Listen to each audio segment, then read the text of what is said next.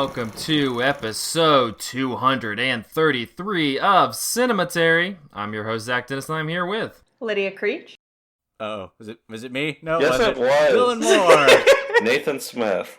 And in today's episode, we will be talking about movies that we saw this week in part 1, and in part 2, we will be concluding our Jackie Chan series with 2017's Kung Fu Yoga. Really an amalgamation of all of the movies that we've watched so far in this series. It's a real good capper. Is it? I'm staring at a Sounds golden like temple right now. We're going out on a big high note for sure. Let's go ahead and jump in with a new release that came out this past week. It premiered at Sundance. Before that, it hit Netflix on this past Friday. That is Velvet Buzzsaw. It is the latest from Dan Gilroy, probably most well known for Nightcrawler. He also did Roman J. Israel Esquire. But this one is at first kind of a satirical look at the art world, specifically with the art critic character played by Jake Gyllenhaal. He and a couple other collectors come across this series of paintings by this unknown artist who has mysteriously passed away, and then the supernatural force begins to enact revenge on the various characters throughout the plot, and it kind of dovetails into a straight horror movie. Nathan, you caught this when this came out. What were your impressions of Velvet Buzzsaw? I was a little bit skeptical going in. I really didn't like Nightcrawler. I haven't seen Roman J. Israel, but I feel like I might like it just because it seems like the kind of movie that was sort of, ignored when it came out, and it's just like seems like a little puppy dog of a movie that I would like to take under my wing and protect. Having not seen it though, I don't know. But I was also skeptical. That's not a good reason to like movies. I was also skeptical because I haven't really been into what Jake Gyllenhaal has been trying to do recently. I mean, I like I said, I wasn't really crazy about Nightcrawler and couldn't really jive with his really over-the-top performance in that. And I also really didn't like his very over-the-top performance in Oakjaw. Did anybody really like that? I think maybe some people, but, it was just exaggerated and just obnoxious. And so I was really concerned that he was going to be doing something like that here, just sort of based on the premise, which sounded a little wacky and a little goofy. But I was surprised to find him, relatively low-key and kind of playing sort of a normal person. I was also maybe, I don't know, the art world satires, that sort of subgenre, I often find a little annoying because they feel like they make the same sort of lazy critiques, about how ridiculous modern art is or whatever. But this movie didn't really seem to be like lathering on the satire. Like it's maybe a little bit, ridiculous portrait of kind of the contemporary art world and the ways that capital and art interact and are in bed with one another. But it didn't really feel like this sort of exaggerated, outsized portrait. And I was also just, again, based on the title, based on the premise, expecting this kind of wacky thing, this sort of like horror movie in quotation marks, not really an actual horror movie, but something that's just a little weird, maybe. But I feel like when it gets to the down, to the horror business, it's actually like, the death scenes are a little freaky and scary, and so I was kind of impressed by how committed it is to the horror thing. I mean, I did feel like a lot of it looked a little televisual, which sort of surprised me. A lot of the just sort of dramatic conversational scenes feel a little underthought to me in terms of the image that's on screen. But again, like all the horror stuff, is pretty visually engaging, and some of it, even in some like quick places, looks a little like early 2000s kind of grungy, oversaturated, overexposed kind of white light. That whole aesthetic even emerges for a few minutes, so I sort of dug that.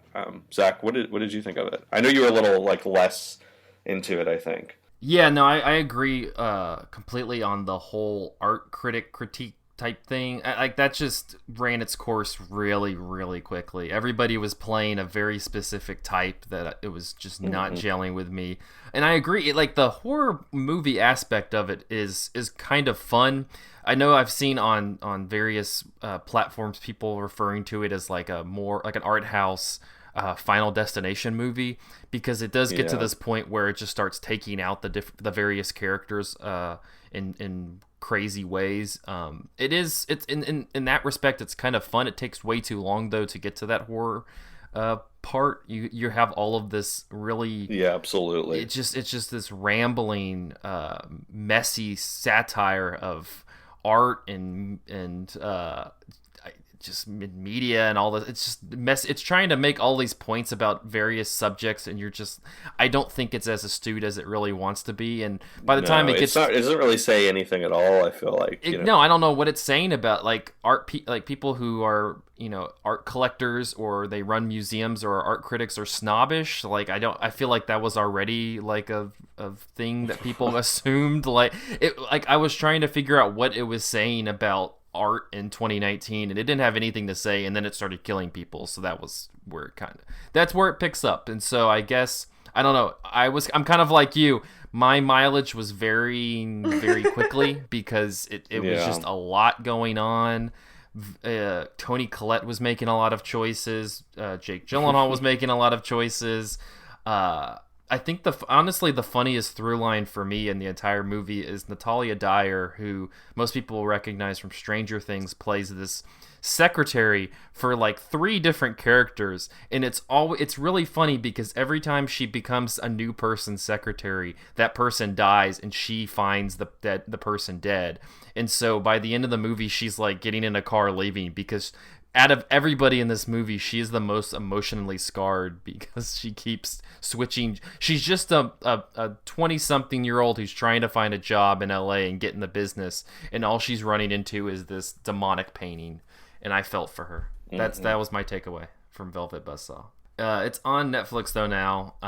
Like I said, it's a half fun horror movie, half weird satire. So take with that as you may. Nathan, I'm gonna toss it over to you though, because you had another movie that you want to talk about. Yeah, I wanted to talk about another new release. This is a Colombian film called Birds of Passage, directed by Chiro Guerra and Cristina Gallego. Chiro Guerra is probably best known in the United States for his last movie, Embrace of the Serpent, which was nominated for the Best Foreign Language Oscar. Did not win, but the film played here in the United States. And Cristina Gallego was, until recently, married to Chiro Guerra, and actually in the process of producing this movie, they got divorced, which is sort of interesting. But the idea is by Cristina Gallego. It is a crime film that begins in the early 1960s and goes up until the early 1980s, following this family through their kind of rise and fall in the illegal marijuana trading, industry. It is really, it plays, sort of closely to a lot of the beats of just the sort of the gangster movie, formula that we know. There's this sort of prosperous, buoyant rise, quick success, but then there's very quickly, things start to go wrong. People start to behave recklessly, getting kind of drunk off of power and off of wealth, and slowly everything kind of unravels and falls apart, and our protagonists are left at the end, to pick up the few pieces that remain.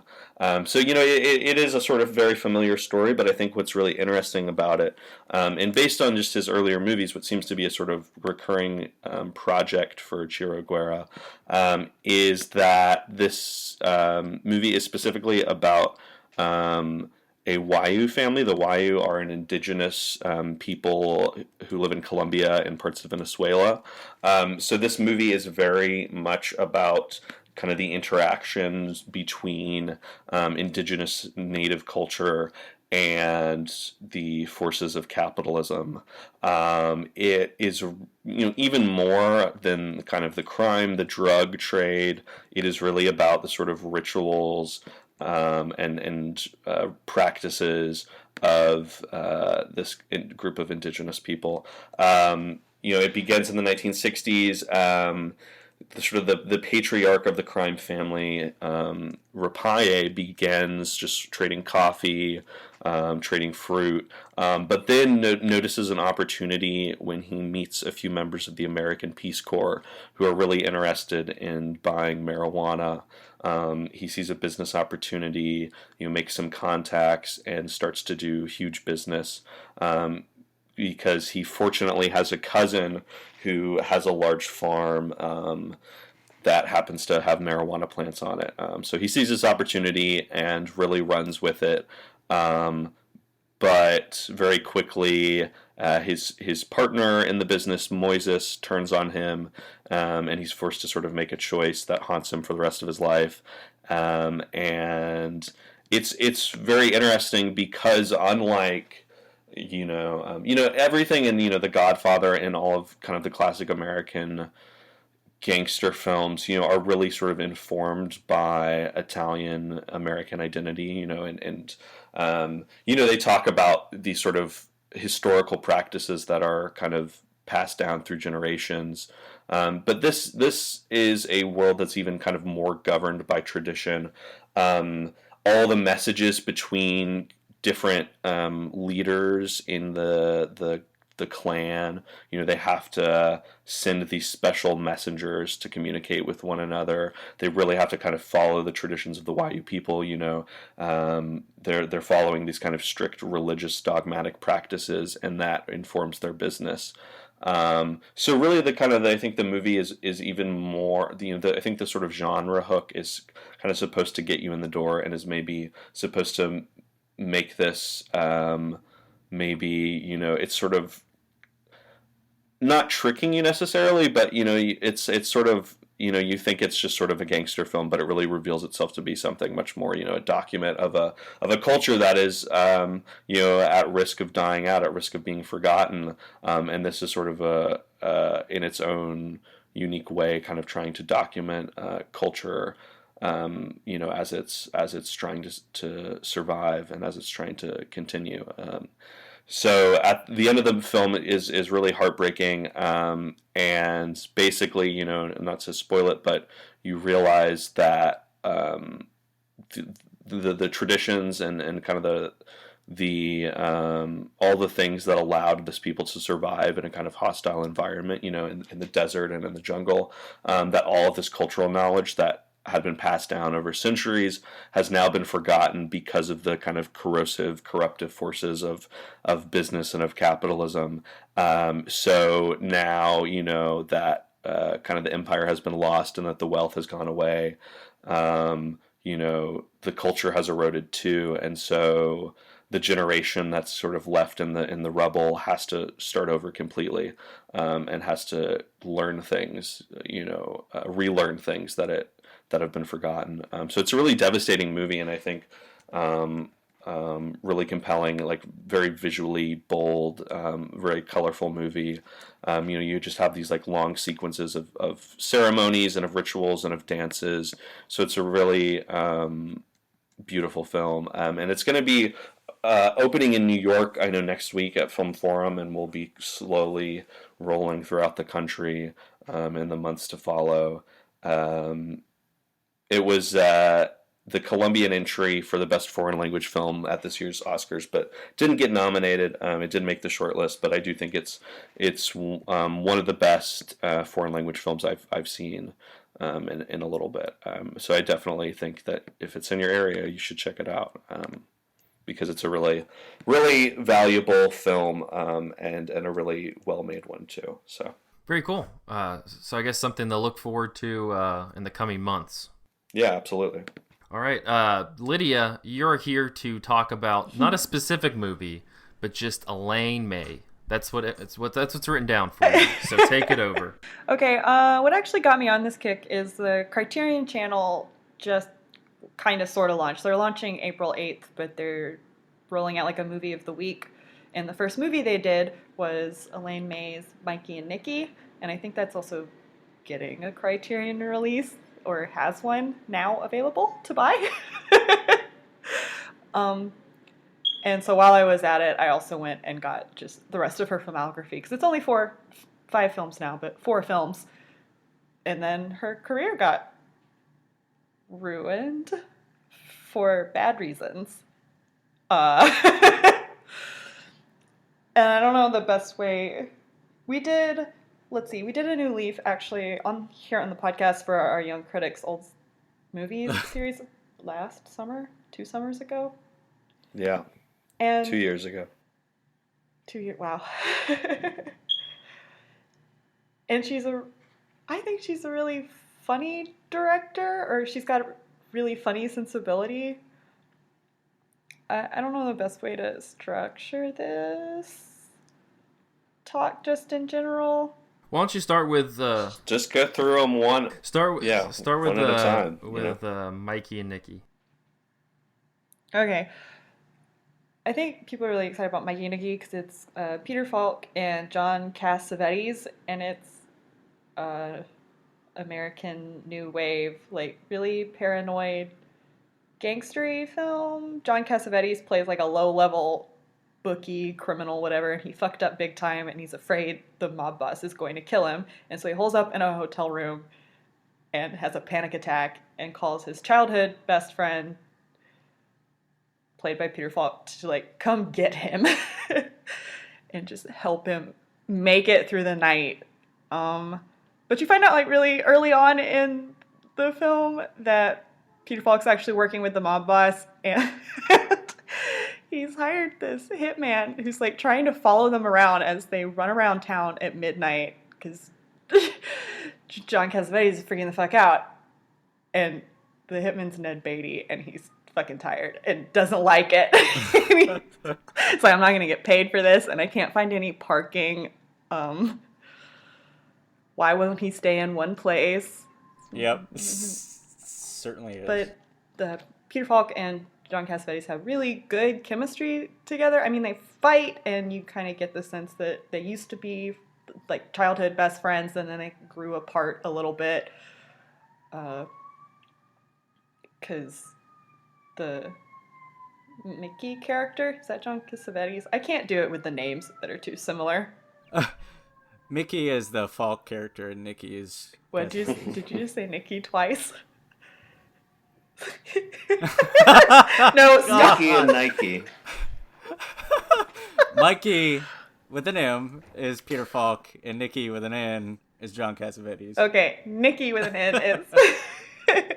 He's a really difficult character. He's just manic. I mean, for a good reason, I guess, but it sounds like he's kind of a piece of shit in real life. He treats his wife horribly, whereas Mickey is very loyal to his wife, and he always calls her when he's going to be out late, and he doesn't understand why Nicky is the way he is. And it's just a night-long odyssey of them bouncing off of each other and like sometimes fighting in the street or attempting to deal with Nicky's mistress. Yes. I think what's special about it, I think, is Elaine May really understands something about these two characters and the relationship they have to each other, and how they're both kind of like sad little men. They're in the ultimate scheme of things, Nicky's death is not that important because of the hitman character who's just tired. But it's the last night of his life, sort of.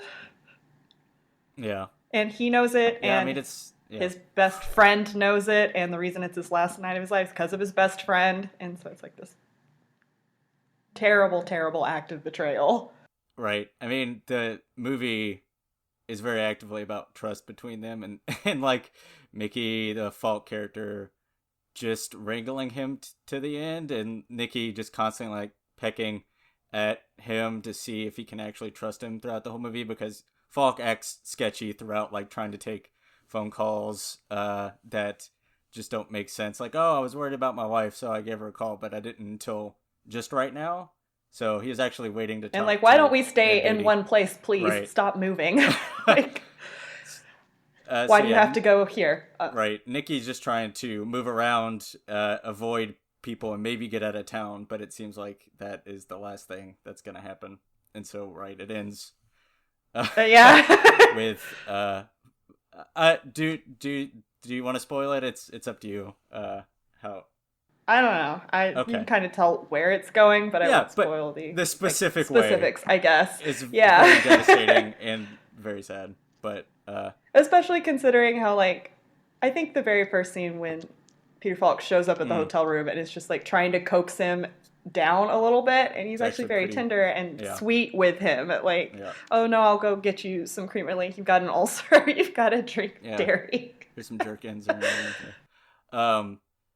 There's like just great back and forth between the two, as you said, and I just want to really point out Peter Falk's like great like reaction shots to like Cassavetes shit in that movie, because it's like there's points where he gets so frustrated at Cassavetes that his wandering eye acts up, and so it's like he stares in the middle distance, and I think it's his left eye just like completely just can't focus anymore. It's just really pissed off at Cassavetes.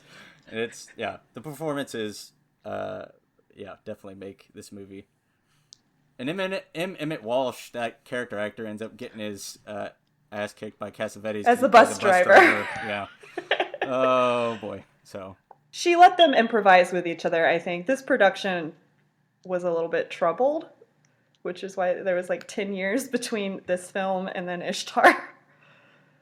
And so she was relying on just like actors having really good chemistry. Well, that's what I was gonna lead into. Is I'm curious what you made of Ishtar, because I've watched that once. I'll admit I wasn't as focused as I probably should have been. I was a little scattered, but it's there's a lot with that movie. It seems like that's attached to it in terms of it being bad. So I think it's kind of the same thing, just maybe because of her background working with Mike Nichols and like stage play, and she wants her actors to kind of freely interact and like catch things that are magical. I think she let Warren Beatty and Dustin Hoffman also do a lot of improvisational, just like shambly buddy comedy stuff. Because the problem with Ishtar and what ruined her career was it went way over budget and way over production.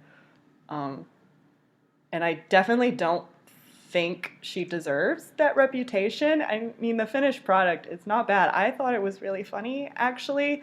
I guess the plot is Dustin Hoffman and Warren Beatty play these like really bad lounge singers. They just want to write these really shitty songs. Like, they're not good. And they get a job in Morocco, like at Casablanca.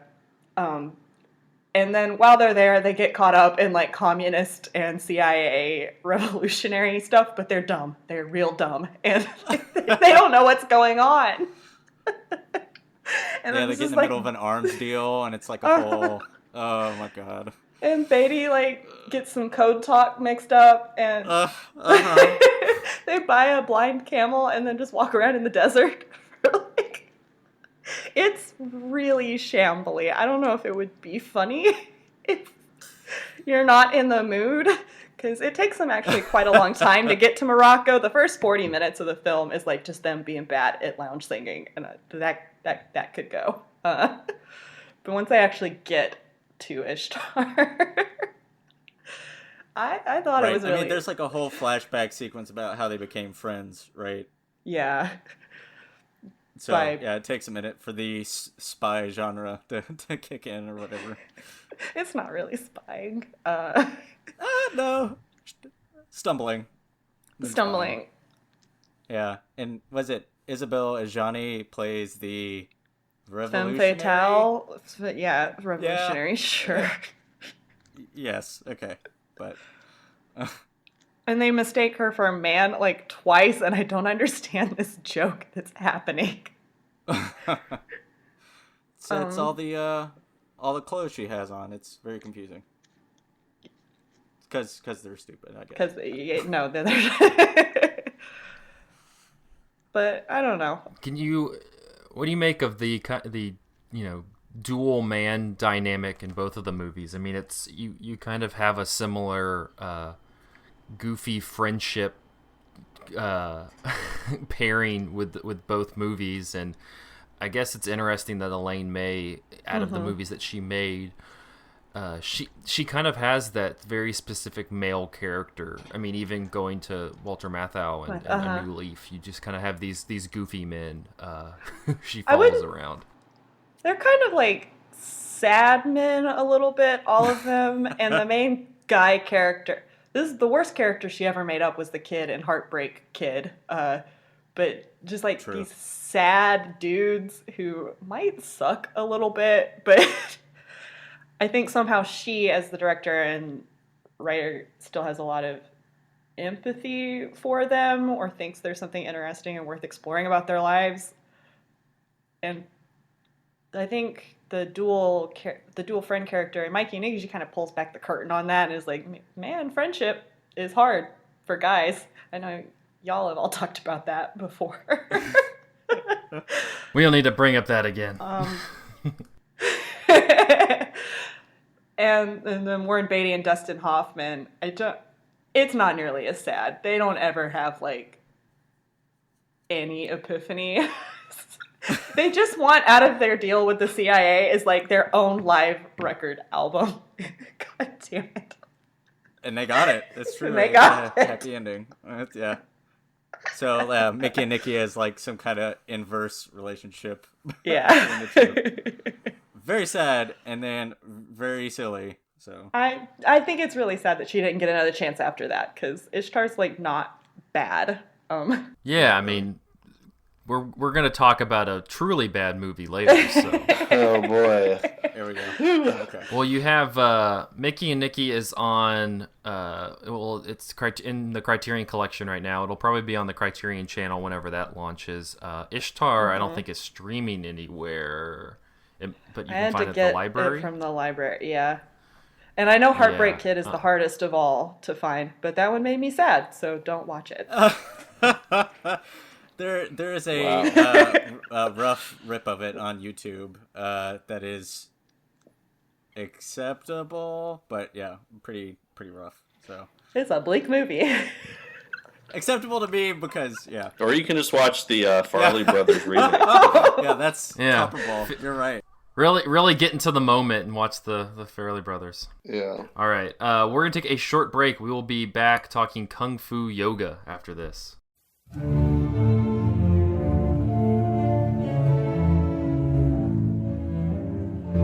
This is Zach Dennis talking to you during this ad break.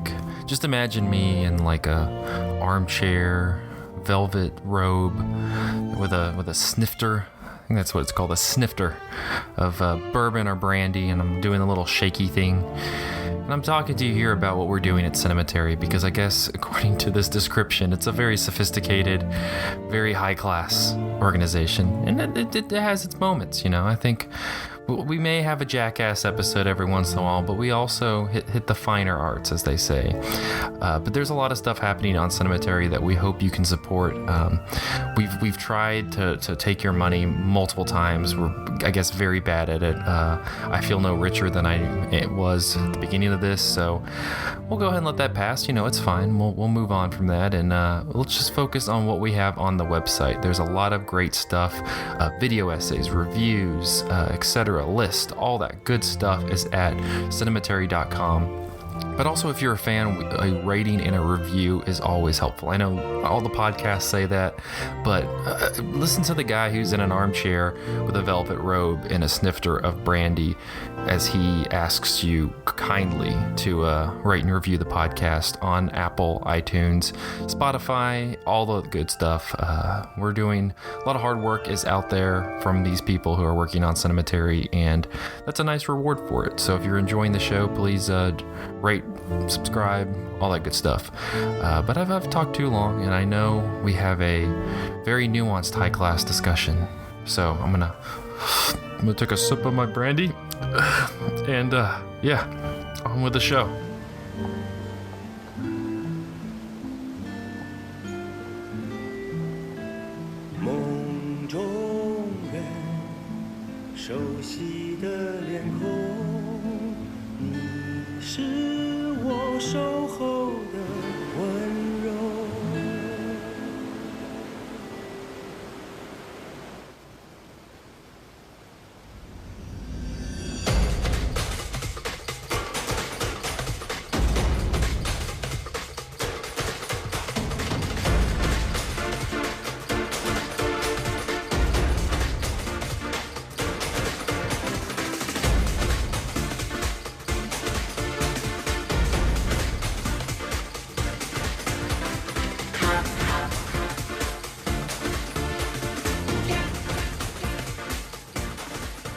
And we are back with part 2 of episode 233 of Cinematary. In this part, we'll be concluding our Jackie Chan series with 2017's Kung Fu Yoga.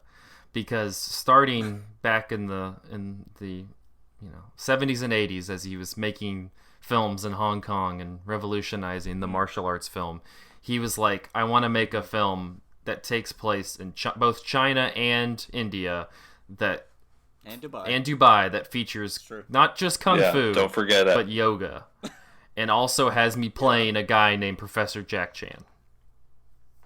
This is what it's all come to. Kung Fu Yoga is written and directed by Stanley Tong, and it stars Jackie Chan, Arif Rahman, Lei Zhang, Mia Maki, Sonu Sood, Disha Patani, and Amara Dashtur. Professor Jack Chan, a world-renowned archaeology professor, and his team are on a grand quest to locate a lost ancient Indian treasure when they are ambushed by a team of mercenaries in Left 4 Dead. Using his vast knowledge of history and kung fu, Jack leads his team on a race around the world to beat the mercenaries to the treasure and save an ancient culture. According to director Stanley Tong, Bollywood star Amir Khan was initially offered a major role in the film but could not take up the offer due to scheduling conflicts. The dance sequence in Kung Fu Yoga was choreographed by Bollywood dance choreographer Farah Khan. The movie had a production cost of $65 million and earned over $254 million worldwide. Most of that, literally 253 of that, coming from China. It is Jackie Chan's highest grossing movie in China, and to compare that to the Indian market, in comparison, it made $560,000 in India. Compared to the $253 million. Wow. The Indian Express reported only 14 people were in the first showing of the movie. And here are 2 quotes of those people who came out of it. I don't even know why I went for the movie. There were hardly any people watching the movie. Jackie Chan is so old now, so his action sequence is made for him, and anybody can do what Sonu Sood has done in the film. Another one was, I have watched a lot of bad films, but this was exceptionally bad. The tuning for songs is off, music is off, and everything in the film looks very mismatched. Kung Fu Yoga is one of 3 Chinese-Indian projects commissioned during Chinese President Yi's state visit to India in 2015. The other 2 projects are a biographical feature of Yun Zhang based on the 7th century monks' pilgrimage to India, and Buddies in India, which is comedian Wang Bogyang's directorial debut. What a different range of 3 films.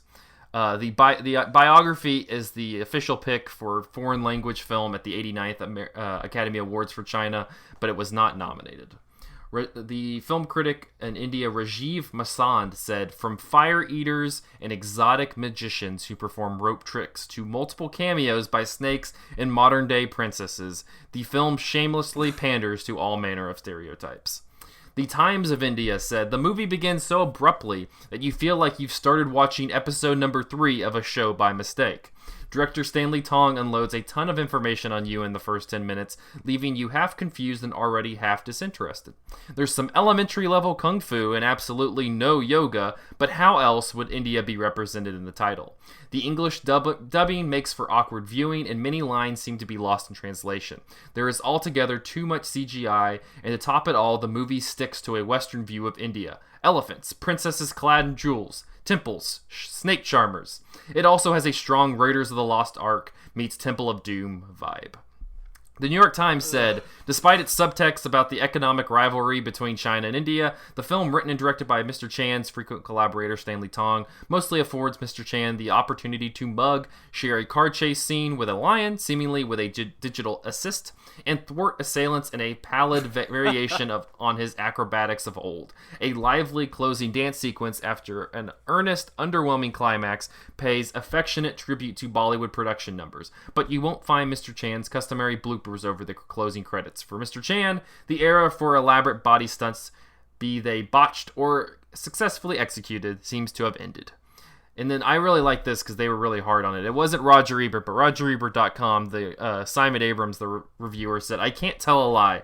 Kung Fu Yoga is a stinker. It is so miscalculated that it briefly made me forget why I love Jackie Chan films. The action scenes are modest and therefore easy to ignore when you're watching a scene where computer-generated hyenas attack underwhelming supporting cast members."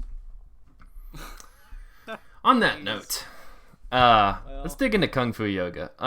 The first thing, the first thing that you that catches your attention about this movie is that it kicks off with a breaking down of the historical subtext to this whole quest. And rather, it reminded me of like a video game cutscene. Like it's just this weird animated CGI thing that looks like something that you would play in between actual playing of the video game, and it features a CGI animated Jackie Chan fighting people, and it really goes downhill from there. This movie makes absolutely no sense. It is just utter nonsense. And the CGI is weird, but we can get into that. What did you all make of Kung Fu Yoga? This is a type of movie that I feel like is rarely actually good, but is sort of always interesting to me. Just these big international co-productions, kind of over the past few years. Stuff like The Great Wall, which came out a couple years ago, is really sort of one of the big examples. But also, it's a trend. The sort of co-productions with China, have really become kind of omnipresent in what we would maybe normally consider Hollywood blockbusters. Movies like the Fast and Furious films and Baywatch and XXX3 and Warcraft, all these movies that are largely invested in by Chinese companies or technically like count as Chinese films because they're partially produced there or whatever. Is Pacific Rim one of those, or is that a Japanese company? No, I think that actually is a Chinese co-production, but I'm actually not completely sure. I remember that being, because that was one of the whole things about Pacific Rim was that it didn't do anything domestically, but it had such a wide appeal internationally. So I think, and I for some reason, it is. So it is. Pacific Rim was produced by Legendary Pictures, which is owned by the Chinese company Wanda. So it is one of those cases where, because of kind of the companies behind it, it like technically counts as a Chinese film.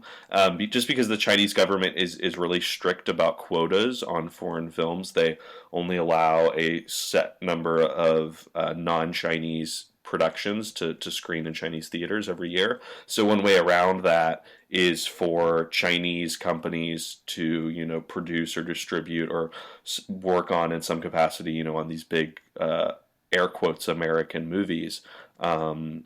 So Fast and Furious can play in China, and count as a Chinese movie, and so on and so forth.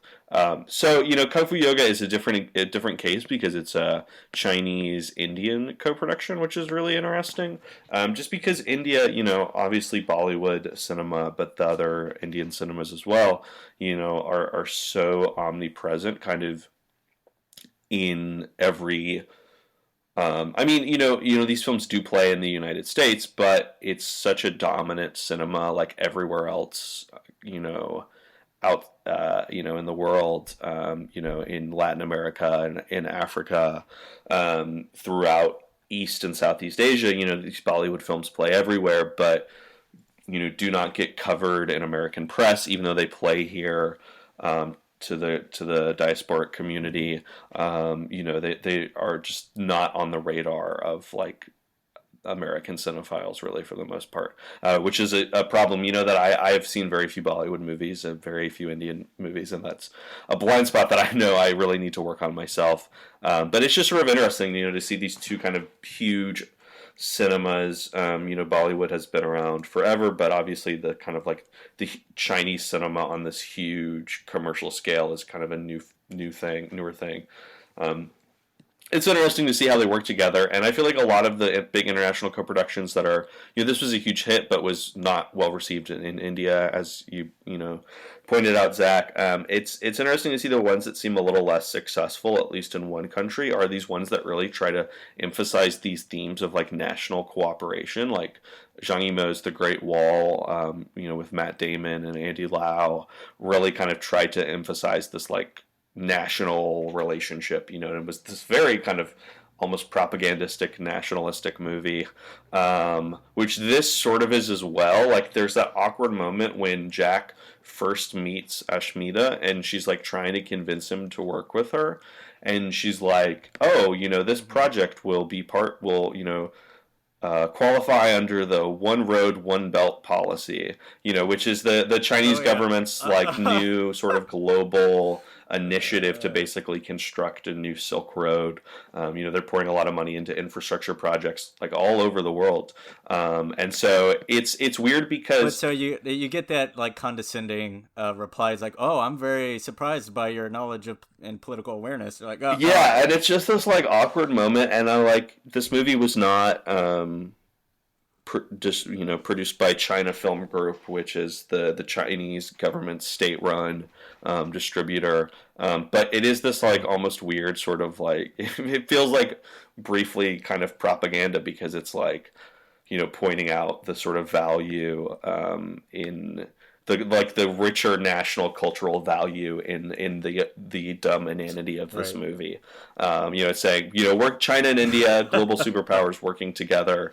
It's a good thing, which, not to, cast an opinion on that matter one way or the other. It is just like super awkward and feels very stilted, when that stuff is brought up. And the fact that most of the cooperating language that gets used is right English most of the time, except when there's a Chinese speaking assistant or something that I think the actual Ashmita or whatever has, because there's a whole imposter plot towards the back third or whatever, but it's like there's a Chinese assistant, so like that like gets explained, but most of the time cooperation is in English, which is a strange bit of business. But yeah, it's like, it sort of promises, in the title, Kung Fu Yoga, like this perfect synthesis of Indian and Chinese cultures, and it's like really, it's very one-sided. The kind of the India and the Indian culture that it presents feels very artificial and very I am no expert, but just feels like it probably rings inauthentically to an Indian audience, which it seems to have, and just in the poor reception it met. But then it's like it's not even fully committed to that. It goes to Dubai, and it's like, it's like, what is this new? Right. Like, what is this movie even saying, you know, by moving out of China, out of India into Dubai? Like, what is this movie's statement on world politics? I don't know. Right. I mean, because you still have, you know, this low key, hey yo, princess stuff is still good to go, right? I mean, yeah, it causes like family disputes over the jewels and stuff. That is kind of the Fisher of the whatever big bad of this movie and the Shemitah imposter. But like, you know, when they go to Dubai and it's like, oh, glad we had this princely connection because we were able to get here to the auction on time.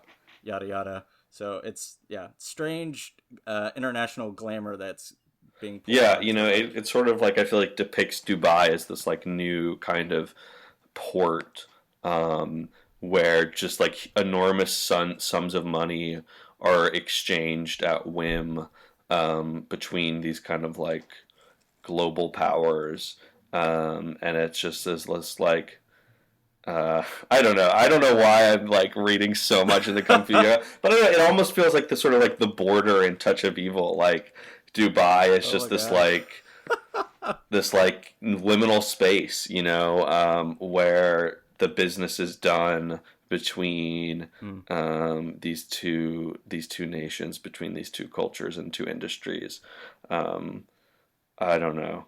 Well, Dubai is such a weird place for, like, a weird setting for movies at this point, because I'm just thinking of like a depiction of Dubai on a big scale in a movie, and you have like Ghost Protocol, the Mission Impossible movie, because there's the sequence there. Furious 7. You have the I was like, wait, no, that's figure out which Fast and Furious it was. No, that's Abu Dhabi. One of the Fast and Furious. That's not Dubai. That's Abu Dhabi, right? Oh, okay. But so, and you have this movie.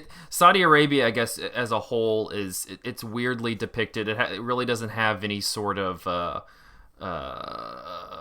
any sort of, you know, nobody explains really what it is. I think you described it really well. It's just like this transitional business space. It almost feels like this modern day Constantinople, where it's just all of these different cultures kind of clashing in terms of business. And they're all just in competition. You know, it starts off with like this crazy camel race where they're like racing in their cars alongside the camels, and they have these like automated whips to like that they press a remote and it will like whip the camel, and it's just like, this is so weird. This like and wrong. And it's just like so bizarre. This like unmediated, like, you know, you have no rider. There's just a like automated like whip, standing in for the owner of the camel's labor. You know, I don't know. It's weird, and also there's a lot of drones in this movie too. It's weird. Yes, there is.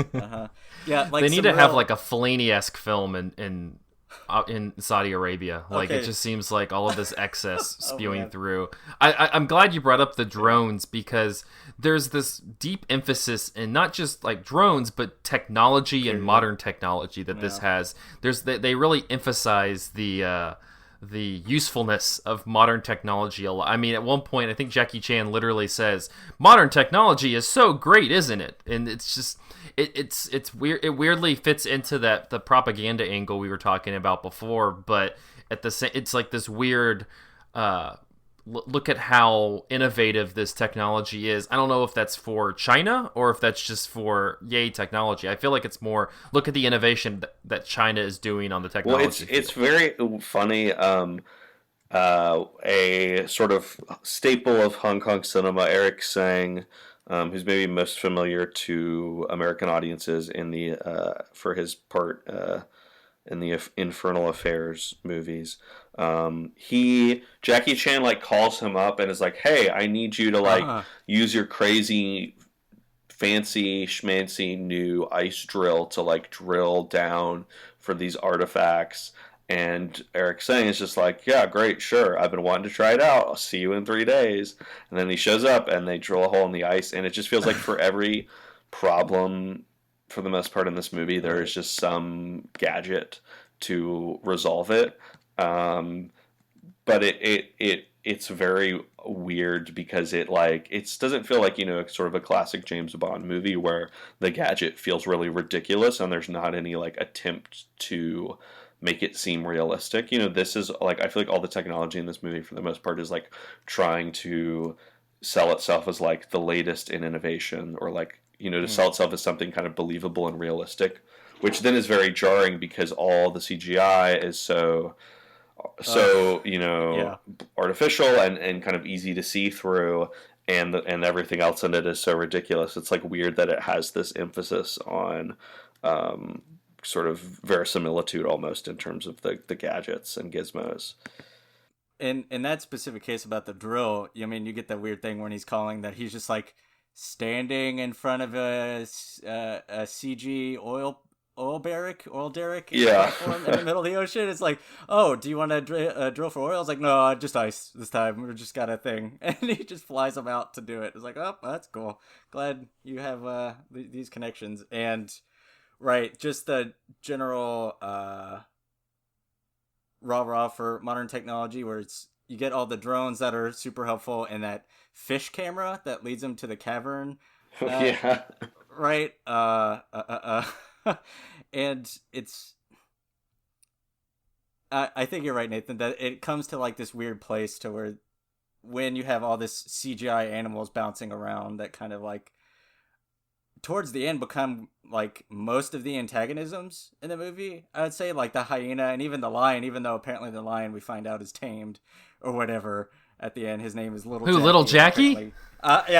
Yep, Little Jackie has the same name as me. He can't be bad. So, but you get the cobra bites, and it's I on one hand, I'm like, it's probably good that they, whatever, not endangering animals while doing this, but it's just with everything else that's going on in this movie as like this romp around the world adventure story, that you get this, because it tries to say that it's real, as you said, that it's particularly with the hyena thing, you get like these long lens shots that it's like, no, those are actual hyenas in there. And then as soon as the fighting starts, it's very clear that it's very fake hyenas. But it's so it unnerving, because I think at the very end there's like some ideological bridge that gets built when Jackie's giving his monologue about treasure and ideas that help build history and nations, that it's like there's a 1-to-1 from that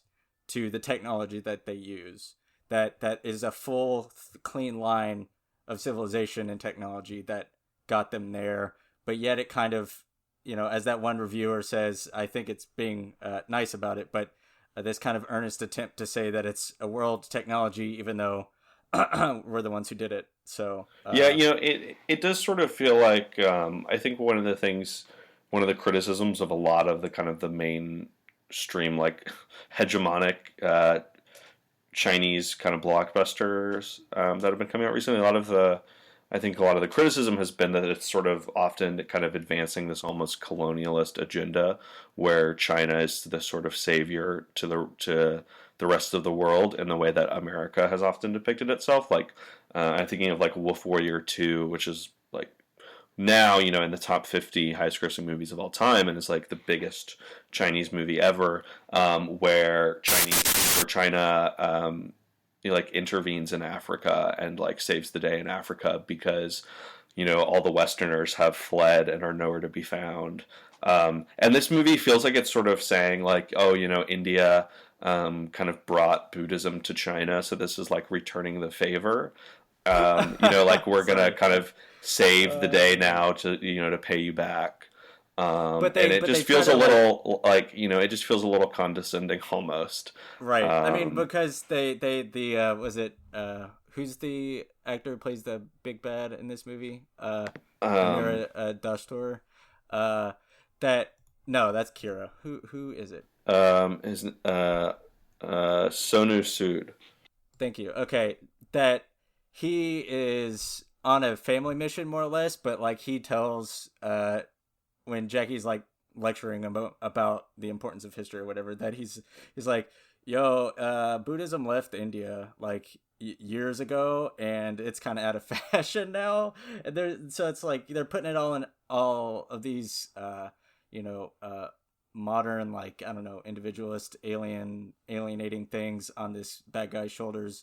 And of course, it gets resolved at the end where he sees the light of Shiva or whatever about world possession, and it's I don't know what to make of that outside of Jackie Chan saves the day by beating him up and showing him the light. So Yeah, I will say at the end, I thought that the dance number at the end was sort of cute, but I also kind of sure, wonder yeah. if I wonder, to an Indian audience, like how would that read? Would that read Condescending. like condescending or mocking? I honestly was kind of Yeah. thinking of like the end of The Love Guru when there's that like Uh, sitar rendition of the Joker.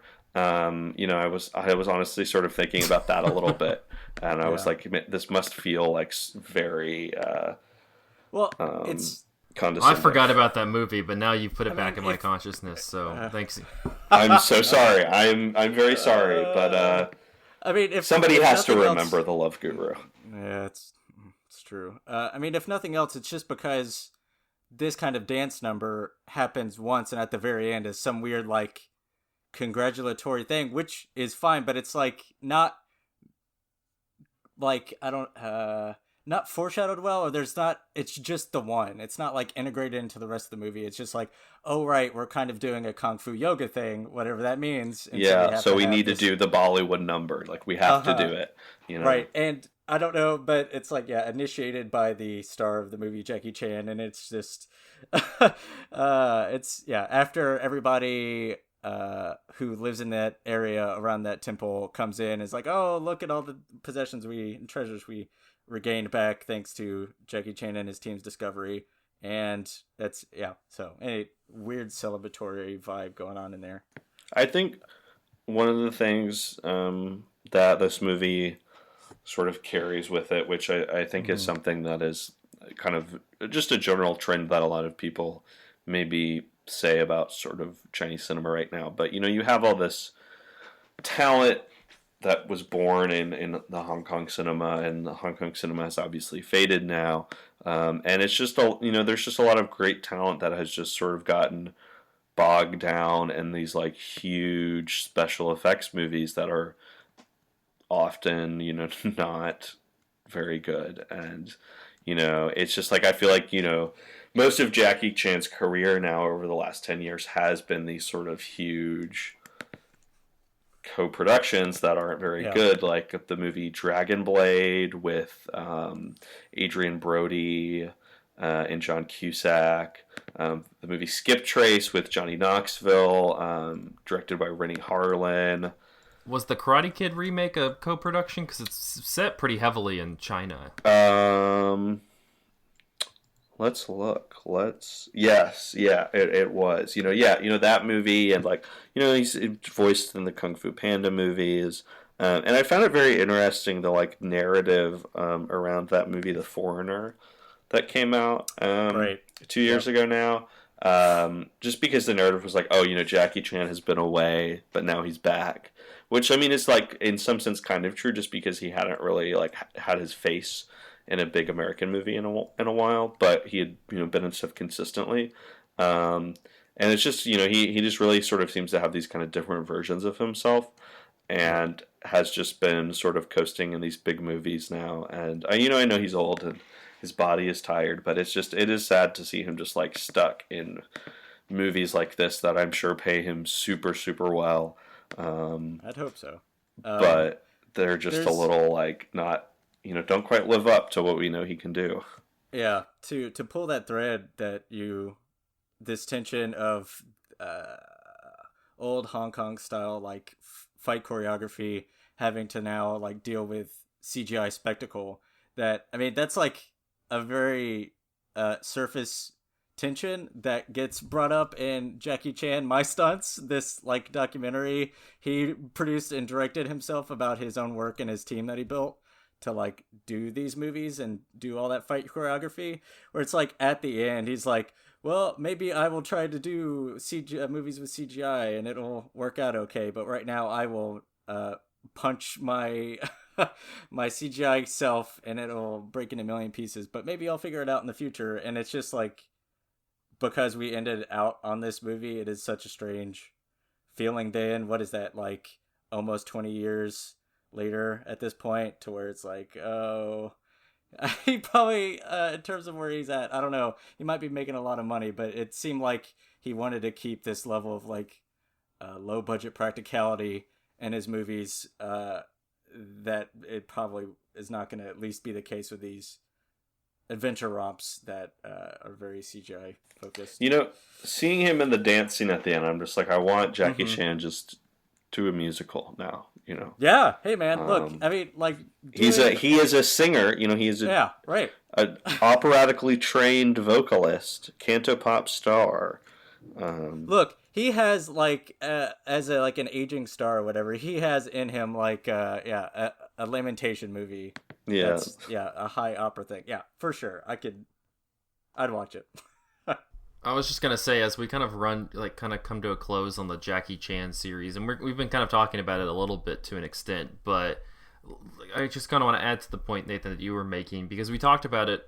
Jessica and I did last week with Rush Hour, and it seems like once he kind of came full force into the Hollywood system, or just the bigger production system, his the intimacy of how he was able to construct movies went away, and that's natural. You know, it didn't seem like he was going to be able to do that on such a big scale when there's so much money put into the productions. But I think it's just unfortunate for somebody who we talked, you know, a lot about the specifics of his stunts and the way he crafted his movies in the first 3 episodes of the series, and the drop from those 3 to the last 2 has just been incredible. And it's, you know, I don't know, maybe it's not really a question, more just a statement, but I feel like it's just been a sad story of like where his career has gone, because it is like, you watch there's moments of Kung Fu Yoga when, like, in the little fight sequences,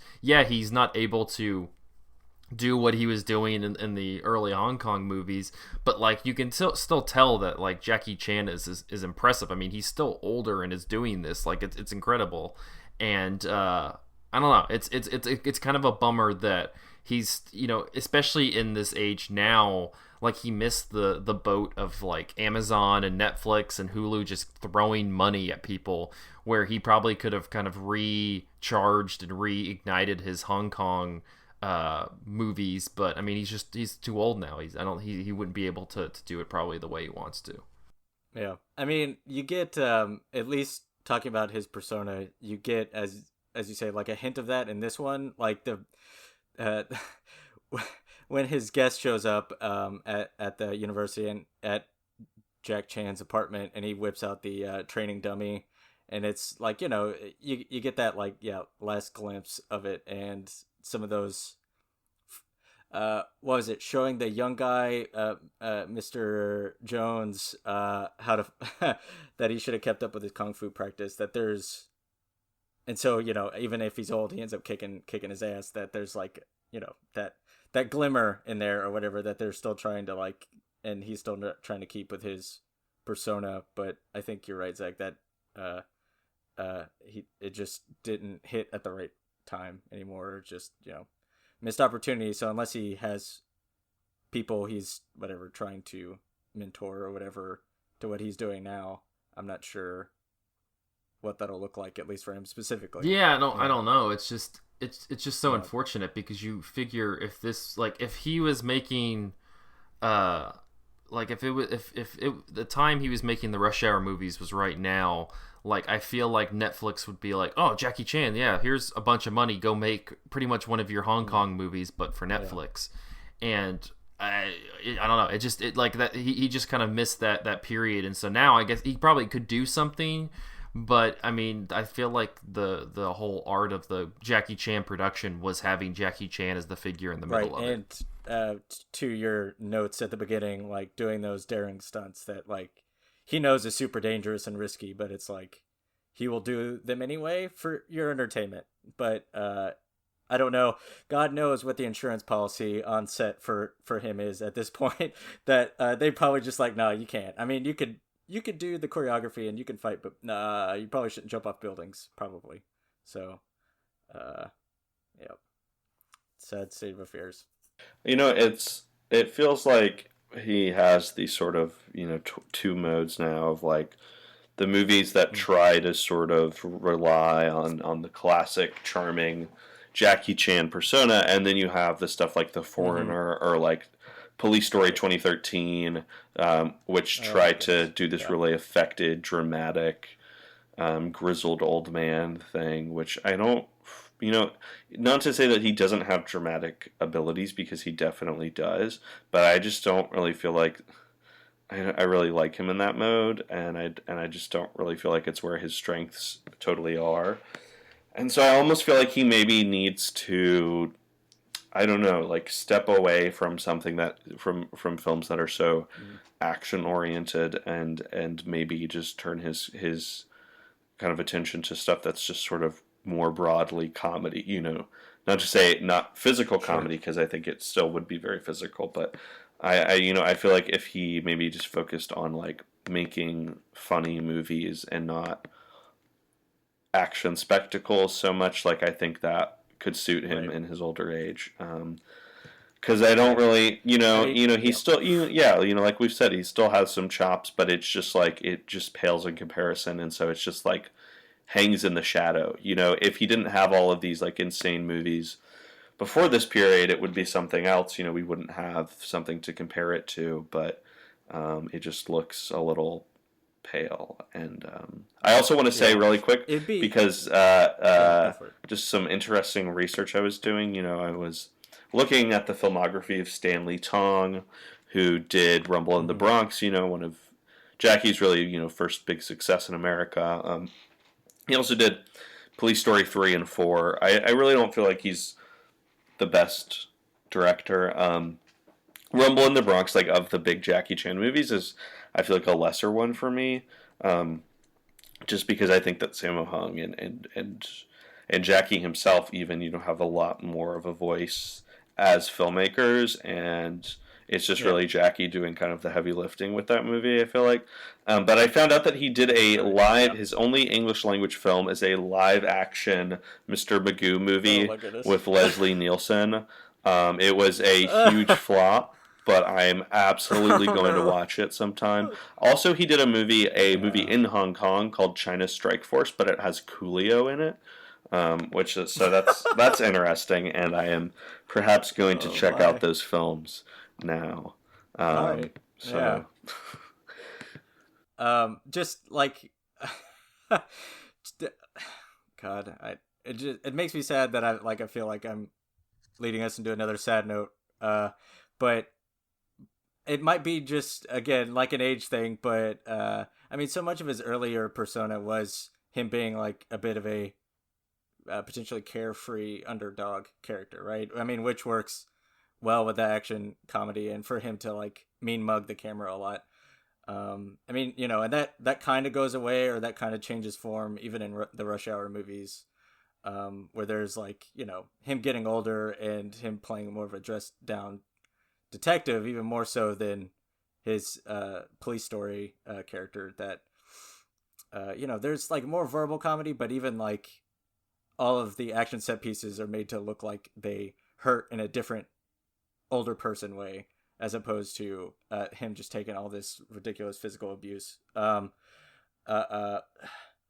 So and it is just kind of potentially an age thing, where it's like, unless you can figure out a way to make a underdog kind of character at his age and at his level of fame, that unless he could find the right writer and director team to do that for him, that as you say, Nathan, having more of a drama or more of a straight comedy. It's the kind of the Jay-Z problem. When you're at the top, the narrative isn't as compelling because you're rich and powerful, and nobody believes that you struggle.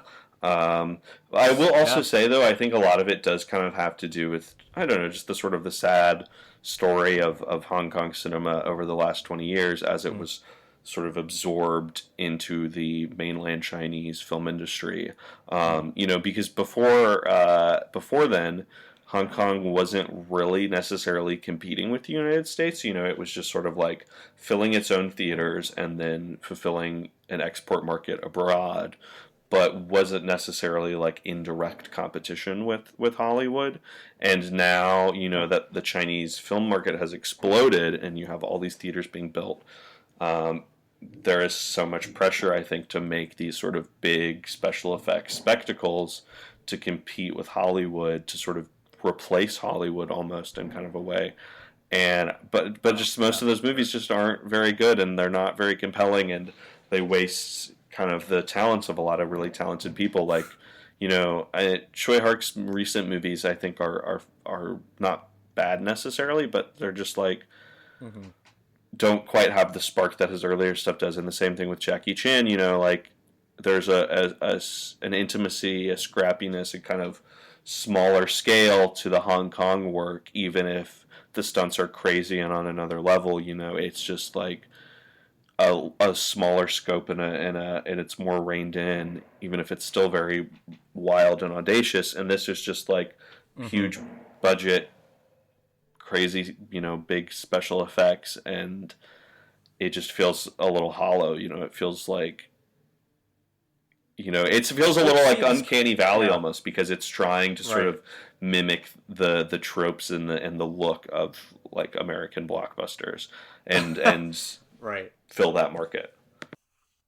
Which, I mean, look, like, I guess if you're going for it and you're like, trying to make a big scale movie together, and if you have to get Jackie Chan's contract and God knows how much people would actually have to pay him to do a movie, that it'd be a problems of scale at that point. So unless Jackie Chan decided to do just like a small movie his own, like, I don't know how to mitigate that, because like the scrappiness of it happens almost by necessity. But if you have access to all that money, you get all these other people and producers saying, it's like, you should use all this money and you might as well use CG. It's a lot more less risk because they're fake.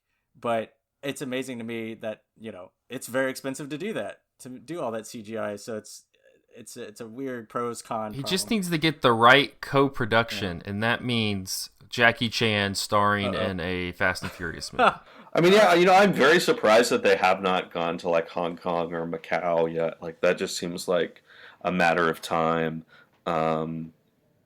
almost. Maybe when they go to space. Yeah, maybe so. They start racing rockets. Kung Fu yoga in space. Oh, hell yeah. Well, that will wrap up this episode of Cinematary. You can find us on Facebook at facebook.com/Cinematary, on Twitter at handle @Cinematary, and on Letterboxd at letterboxd.com/Cinematary, where we post all the movies that we talked about in this episode. Next week, we will be starting our next actor series. We'll be covering some of the films of Pam Grier. We're going to be watching Black Mama, White Mama, Coffee, Foxy Brown, which will include a guest, Mia Mask, for that episode. Escape from L.A., Jackie Brown, and Bones. Gonna be a great series. We're looking forward to it. We'll post that on the website, so if you want to watch along with us, please do. Please head over to cinematary.com. We got a lot of stuff on there this past week. We have a review of Velvet Buzzsaw from Reed Ramsey. We have The Favorite by Diana Rogers. We have a small recap from Sundance by Jessica Pena, new contributor. She talks about 5 films that really spoke to diversity in voices at the film festival. And then today, we're recording this on Thursday, we had a review of Welcome to Marwin by Logan Kinney. So busy week over at Cinematary. Go check out all of that new writing. Until next week, thank you guys for listening.